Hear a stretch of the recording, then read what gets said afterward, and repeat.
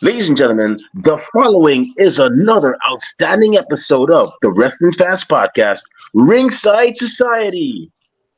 I'm your host, that ocean crossing, straight up Boston, flight catching, shot glass snatching, does it for the passion, never to be famous, fresh off a trip from the city of angels, no cap, straight facts, the worldwide starboy, Remy Blue. But it's not about me. You see, we have a man here, a special guest who is although he may be huge in stature, he is very quick in the ring, and he has one of the sickest spears I've ever seen in professional wrestling. He is actually 1/4 of one of the newest stables in Las Vegas, Nevada. That's right, I'm talking about the foundation, which actually includes our alumni guests, M4 Mixtape and Zoe Dubois. Everybody, welcome to the show, the hype beast, aka the big hype, Duke Lawrence. Duke, how you doing tonight, sir? Good man, how's everything going with you? Great, great, man. It's a pleasure to have you on here. I know we scheduled something, earlier, but honestly speaking, man, I'm not gonna lie, work got crazy, man. Yeah, After WrestleMania week, I had Workamania week, and I worked yeah, like 9 straight days. So I was like, I'm surprised I'm still walking. But yeah, um, thanks for being patient with us, man. So how's everything over there? You're in Nevada, right? yeah. Las Vegas, Nevada. Awesome, man. How's everything over there? Uh, I mean it's good. Now it's starting to get hot, so it's time for me to stay inside a little bit more. I'm a Chicago boy, so yeah, Okay, heat is okay. my thing. Yeah, Hey, I like that deep dish y'all got, man. That deep dish, man. Every time I have it, I'll be yeah, smiling. And hey, Portillo's, man. yes, Portillo's. yeah. Woo! Hey, for those of y'all watching, you don't know life. For those of y'all that have never been to Chicago or not from Chicago, you don't know life until you've had a hot dog from Portillo's. You don't know life. I would highly recommend y'all check out that place. So, you know, I, I normally ask this question, to most of our guests. How did you become a fan of professional wrestling? What was the match or the main event that you saw that made you become a fan? Uh, this is where I'm gonna have to dig deep in the vault. So I got started in pro wrestling or started becoming a fan when I was, I would say, maybe 4 years old. Okay, My dad was a former Olympic wrestler, so he was wrestling in the same Olympics as Kurt Angle. So he was cool with Kurt Angle and Mark Henry. So okay, my first match was actually not even in WWE. It was a WCW match, and if I remember correctly, I believe I think it was Diamond Dallas Page. Um, no, sorry, that wasn't the first. The first one was when I saw Goldberg's debut, him going against Hugh Morris. That was okay. my very first one I saw. But yeah, Wow. I was heavily WCW and WWE as well. My first WWE match that I actually saw was let's see if I remember correctly. My very first WWE match I saw was oh, I had to dig real deep for that one. Go ahead, um, man. man,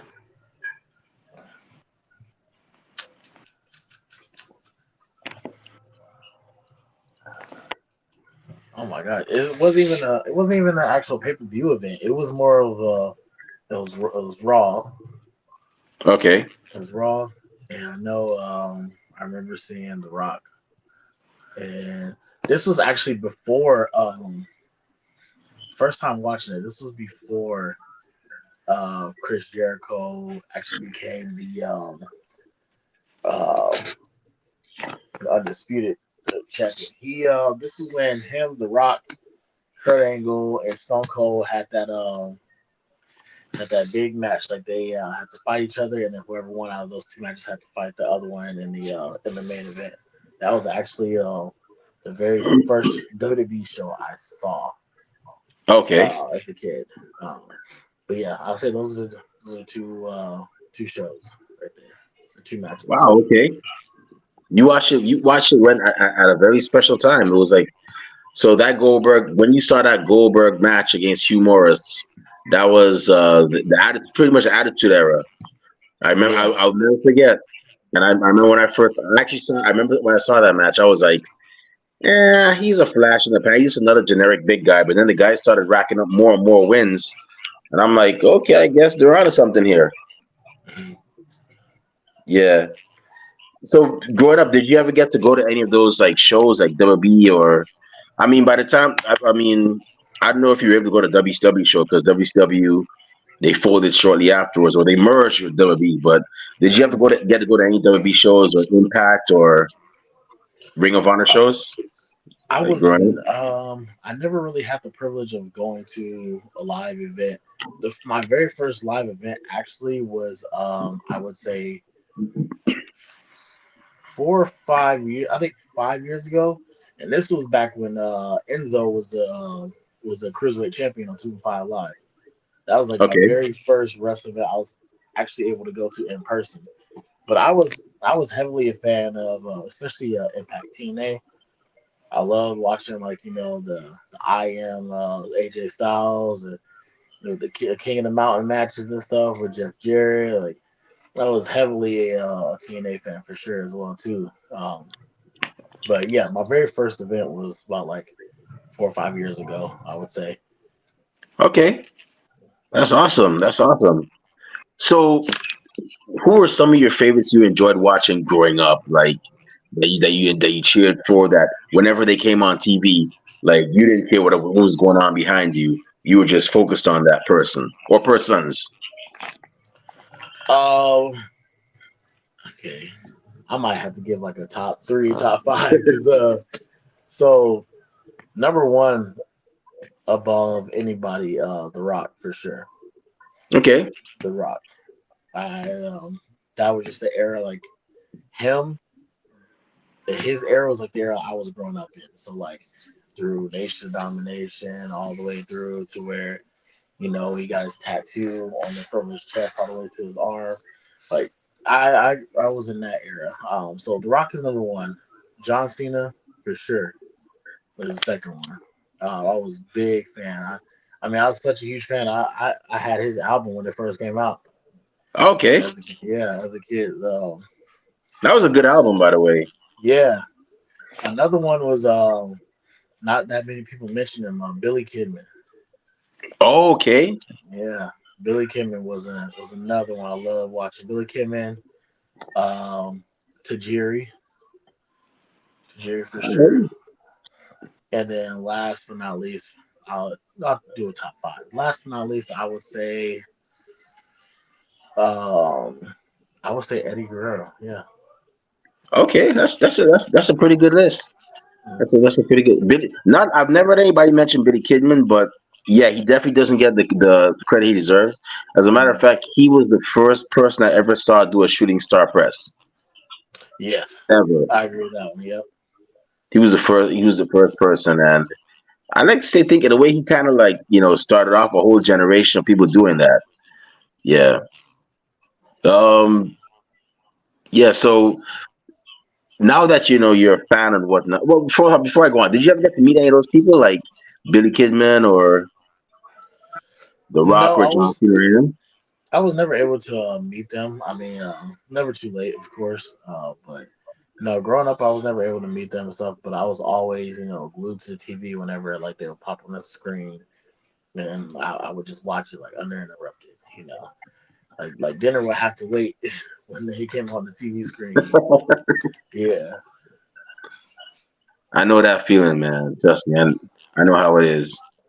So now that you're a fan and you're cheering your favorites and whatnot, and you're supporting them, how did your journey go from Duke Lawrence wrestling fan to the hype beast Duke Lawrence? Um, Being a pro wrestler was actually one of my secondary dreams. Growing up, I was also a huge basketball fan, and basketball took over my life for a Okay. majority all the way to like freshman year of college, and then I stopped. And I just, told myself, and I talked to my dad, and I told him I wanted to be a pro wrestler. And he was like, okay, well, it's gonna be tough, and I suggest you do like some folk style wrestling and stuff, and all these other sports just to like ease your way into it. And at first, I was like, oh man, he don't know what he's talking about. But me doing that definitely helped, like especially with footwork, coordination, just athleticism, like certain flips and stuff that I could do. So yeah, that it definitely helped. So that transition coming out of freshman year of college started my journey into becoming a pro wrestler. And it took a good minute, but then once I moved to Vegas, I met some good people. One of them was a wrestler named Shaggy McLovin, and he got me into it. We became friends, and I found out he was a pro wrestler, and he got tired of hearing me talk about it and procrastinate. And next thing you know, my birthday hit, and he handed me a wad of cash that was like a whole month's worth of training. He was like, "Get in there and get to work." And that was it. Awesome. Yeah, I've heard of Shaggy McLovin. I think he's part of a tag team. I know he wears the checker tights. Yeah, I think is it called Wasted Youth? yeah. He used to be a part of the tag team called Wasted Youth with him and Yeah, Adrian Knuckles. yeah, yeah.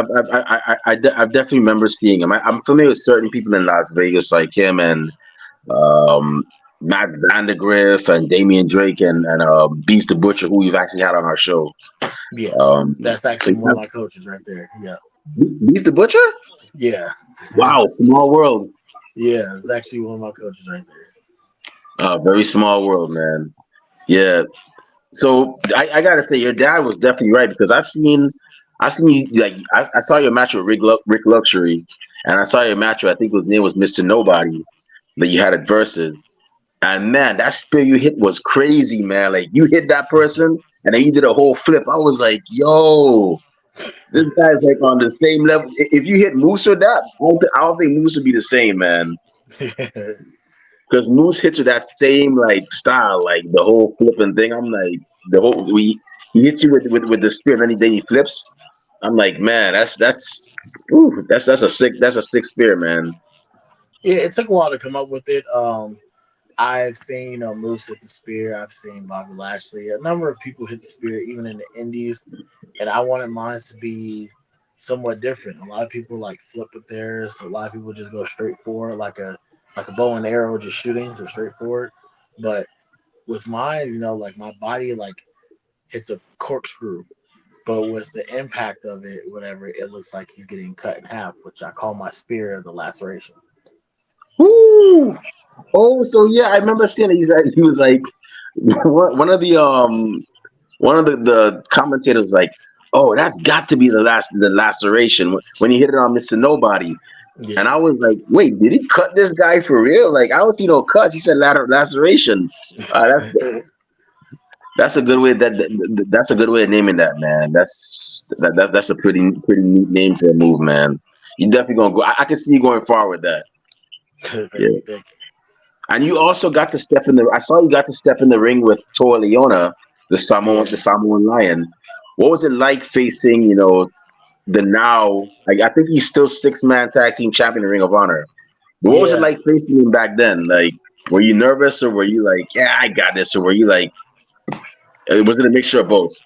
So it was, I wouldn't say I was nervous because when I did face him, it was literally like my fourth match, I believe. Fourth match into the business.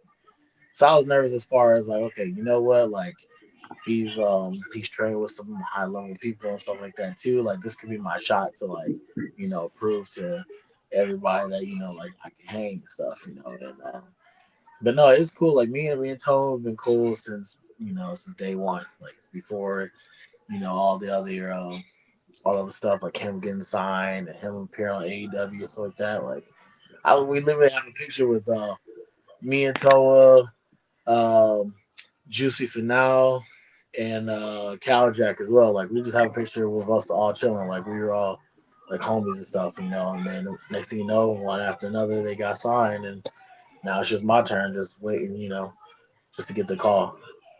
Honestly, I'm hoping all the foundation gets signed, man, because Y'all are definitely awesome, man. I got a chance to see all four of y'all do y'all thing, and I'm like, yo, y'all, somebody definitely got to have a look at y'all, man. I don't know if they told you, but I told mixtape and M4. I think I told Zoe about because they got a thing called Black Wrestle Fest coming up on June 17th here in Brooklyn, Mm. and basically it's a wrestling event, but at the same time, if there's many things going on during that day, in regards to like um the actual festival. You got people that make gear.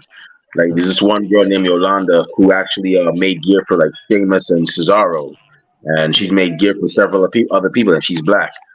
And they talked about sneaker culture in pro wrestling culture and pro wrestling culture coming together. So it's pretty neat, and hopefully y'all can make it for that because it'd be cool to have some brothers and sisters from the West Coast, representing over here in Brooklyn. Yeah, for sure. I know. I remember you when I ran into you Mania Week. I remember you mentioning that as well. And then Okay. also hearing about the interview, watching the interview on mixtape and M4 stuff too.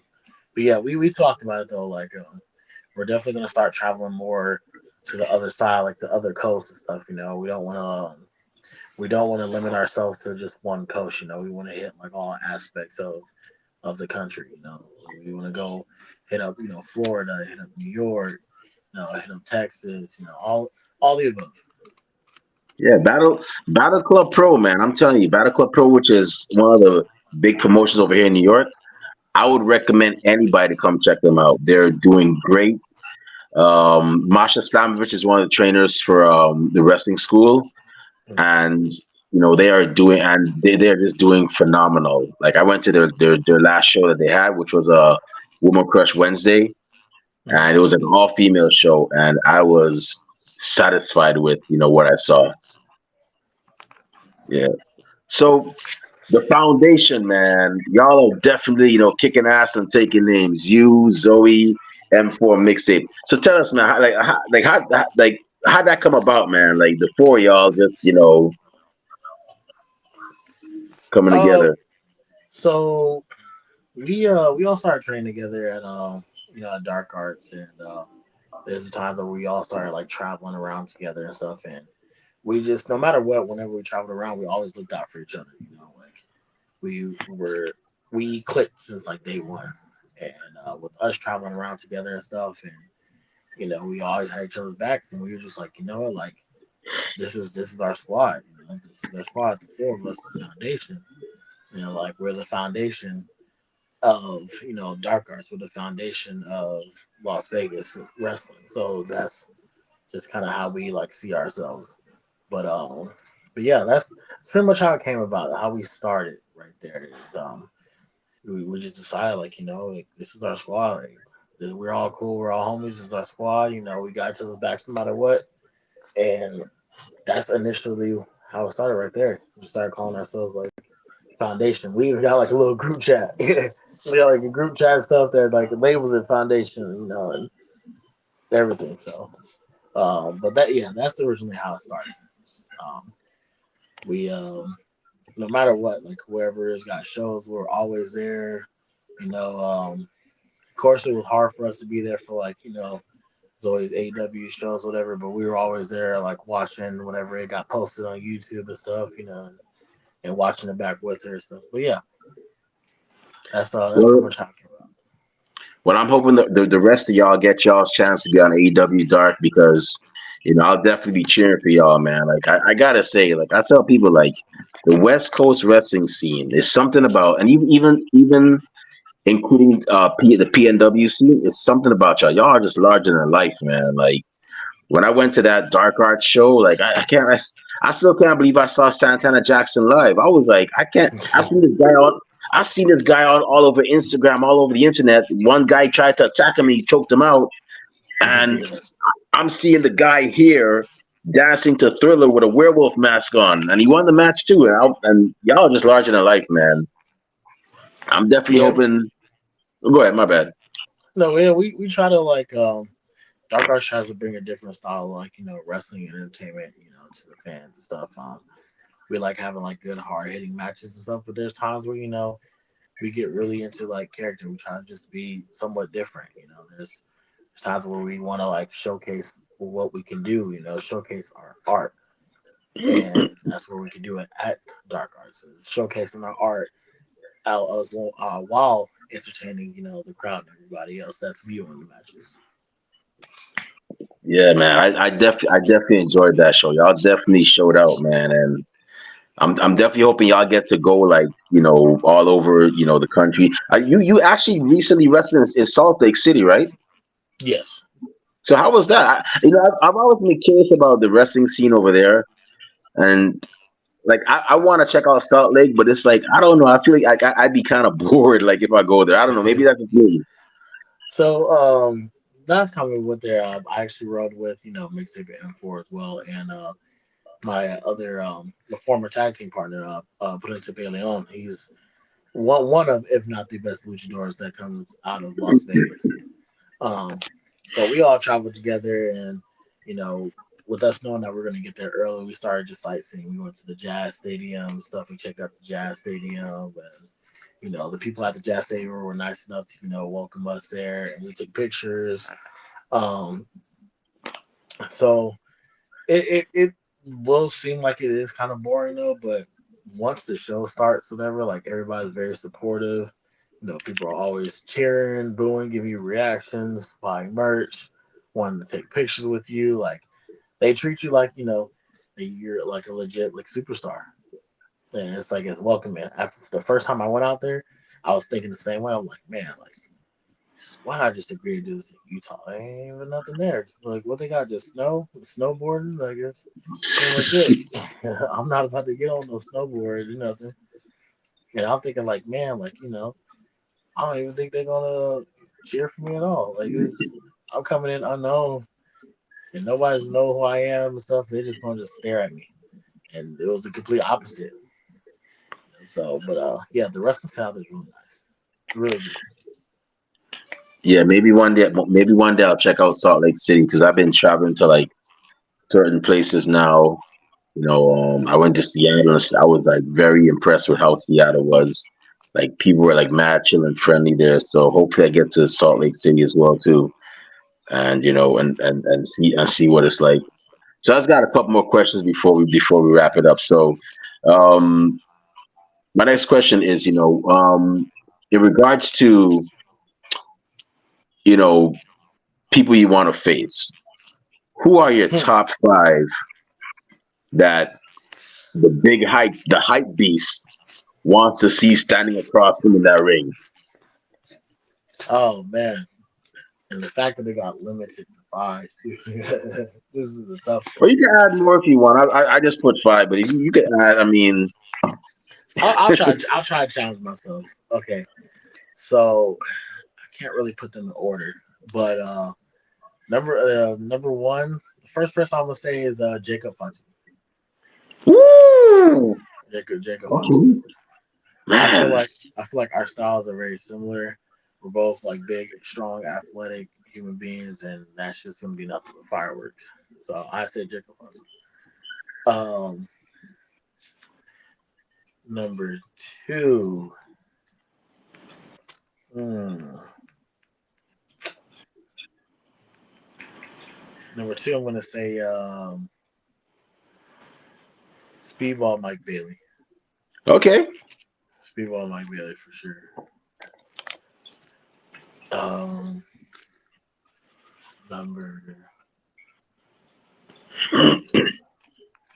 this, yeah, this is tough, man. This is tough. Um,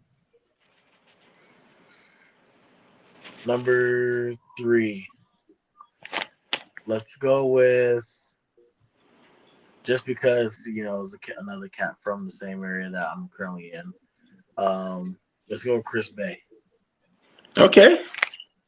Yeah, I feel like The that's one of ultimate the people. finesse. Yeah, that's one of the people I'm gonna have to like go through to actually put my name like out there.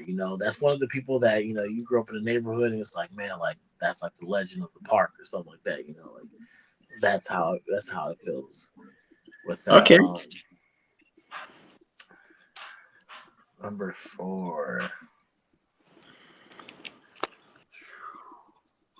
uh, Powerhouse Hobbs. Ooh. Yeah, definitely Powerhouse Hobbs for sure. And Wow. then number five, yeah, it's tough. This is tough. I definitely had to cut out a lot. Number five. Oh, this is so tough. This is tough. Let's go. Let's go Willie Mack for number five. Okay. Yeah.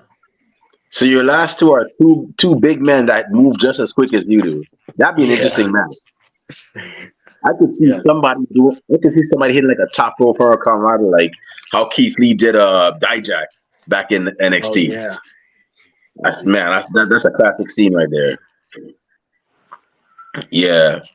So I just got a couple more questions. So um, and I forgot to mention one thing I like about y'all the foundations that y'all look out for each other. 'Cause I remember when I asked I asked Zoe who I should ask from who I should have from the West Coast on our show. She mentioned mixtape, and I saw mixtape had a tag team partner. So I'm like, mixtape, you in a tag team? He's like, yeah, the foundation. I'm with M4's my tag team partner. So I'm like, yeah, I got to make that happen. I can't have one without the other. And Yeah. then they told me about you, and I was like, oh snap, okay, I got to get Duke Lawrence on here, man. I can't have just 4/3. I got to complete it. So I'd be remiss if I did that. So my second to last question: when you're working out in the gym or when you're getting ready to face your opponent, what are some songs that get you in the zone to finish that workout, to knock out that workout, knock out that cardio, or to face your opponent? Oh man, I'm gonna sound very hood for saying It's songs. okay. Oh, Hey, we don't judge it, man. This is a safe let's go space. with I gotta go with one of the all time great. I gotta go with DMX is a very quick one to get me like in that mood. Um, DMX, Who He Be. It was that was used in like the Creed movies and stuff and all that. Yeah, so that's one of them. One of my theme song, my interest music, MLP and Yep. Okay. Um, and of course, because I'm a Chicago boy, Chief Keef definitely puts me in Okay. that mood. Yeah, Chief Keef and then Kanye. Hey, okay. Yeah, so Honestly, those are my two. whenever I do hit the gym, I gotta have "Stronger" by Kanye on my playlist. I know it's Mhm. old school, but I always gotta have that song on there. Like Yeah, no matter what, like that song is one of the songs that puts me in the zone. Yeah. So I got it. So my last question, like I know you're busy, man. You got things going on, you oh, know. you're good, man. Take your time. Take your time. You're good. Yeah. So my last question, right? So where does the hype beast see himself in 5 years? This isn't the first time I've been asked this question, but Ah, oh my bad. no, no, no, no, no. You're good. Yeah. You're good. I like these. I like these because if you're not constantly thinking about it, then either you're just not wanting to get that far, or you just don't really care that much. But Okay. I feel like next 5 years, next 5 years, I see myself whether it's MLW, Impact, New Japan. Um, I tell people all the time, I'm like, look, if I go to Japan, I'm not coming back. It won't be a vacation. It'll be for me staying there. Like, I love, I love a lot of like Japanese culture. The things about Japanese culture, like the clothing, food, like just like the I don't know. I just like I grew up around like watching Japanese movies a lot when I was younger. Yeah. Like even like the martial arts movies and a lot of stuff. I just fell in love with it. And but yeah, in the next 5 years, I see myself signed somewhere. I see myself being able to sign and travel. And take care of business on the road, take care of business at home, just living, just being happy. Like being happy doing what I love to do and being happy all around. So yeah, that's where I see myself in 5 years. Honestly, I can tell you, speaking as somebody who has lived in Japan for 3 years, it's definitely a vibe. You will enjoy it. Mm. Um, Tokyo is fun. It's a bit expensive, but it's fun. Osaka is more fun but cheaper. Um, and one thing I've recently been telling a lot of wrestlers is whenever they go over there, make sure you get your jacket from Roberto Steakhouse. You know, they're Oh, not okay. they're not cutting me a check, but I'm just looking at them. Yeah, like you definitely got to get that jacket from there, man. For And sure. I'm hoping that it happens not just for you, but for the whole foundation because I always tell people like it's great when you get paid to like or when you get booked to travel somewhere and do what you enjoy doing. And I always say that traveling is an education within itself. Mm. Yes, you see documentaries on TV and YouTube and all that, but it's different going there and experiencing it for yourself. Right.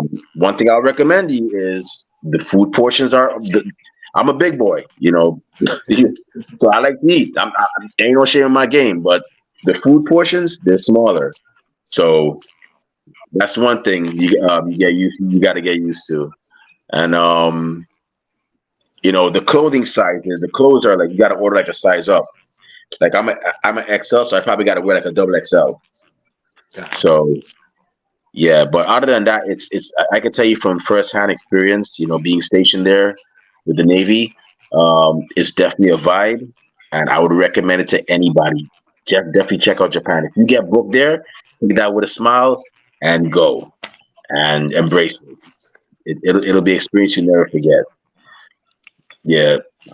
So I just gotta say, Duke, on behalf of myself, Kathy Knight, our my two other co-hosts that unfortunately couldn't be here tonight. On behalf of my two co-hosts, Kathy Knight and Rob Bass, as these guys say, thank you very much for taking time out of your busy schedule to be a guest on our show. We really and truly do appreciate it, and we wish you all the best with your wrestling career. We hope you get to meet all your goals, and hope you get to travel the world, not just Japan, but travel the world.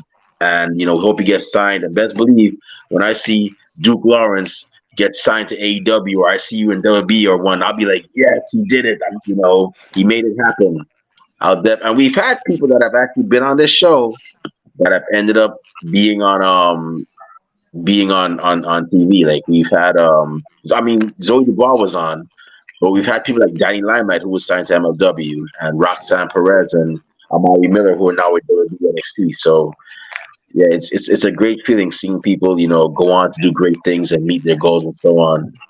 So before we shut this show down, where can fans find you on social media when they want to find out when these appearances, purchase, hype beats merchandise? And where can bookers and promoters find you when they want to book you for their shows? Very easily. I don't have any crazy, usernames or tags, whatever you want to call them. Easily Instagram Duke Lawrence underscore. Facebook Duke Lawrence. Twitter same thing. It's Duke Lawrence. So it'll be easy to find me. You'll see my name or my picture the first thing at the top of the list when you type in Duke Lawrence. Even on TikTok as well. You can find me there. But anywhere you want to fully reach me, get a contact with me, it's either through Instagram or Facebook. Those are the two main areas that you guys can fully contact me on is through there. Awesome. And what about that merch? I saw that shirt, man. I saw Yeah, that shirt. Don't act like you ain't got merch, bro. yeah, I Where have you get the merch. merch at? So the merch I have merch on Brainbuster Tees, but the merch that you guys recently saw is the merch I make. I make my own merch. So I Okay. try to do the business side of it. So the design or whatever you saw, the hype beast design, I made the design, I made the shirts, everything. So I try to do that so that way, I can learn different aspects of it, making merch and stuff like that, being able to sell merch.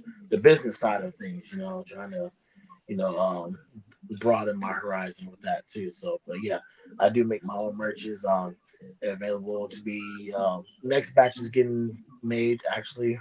I should be done within next week or the week after. I'll be able to ship out shirts and stuff too. So if anything, if you guys want any merch, whatever, I have shirts, stickers, pins, baseball jerseys is actually in the process of being made.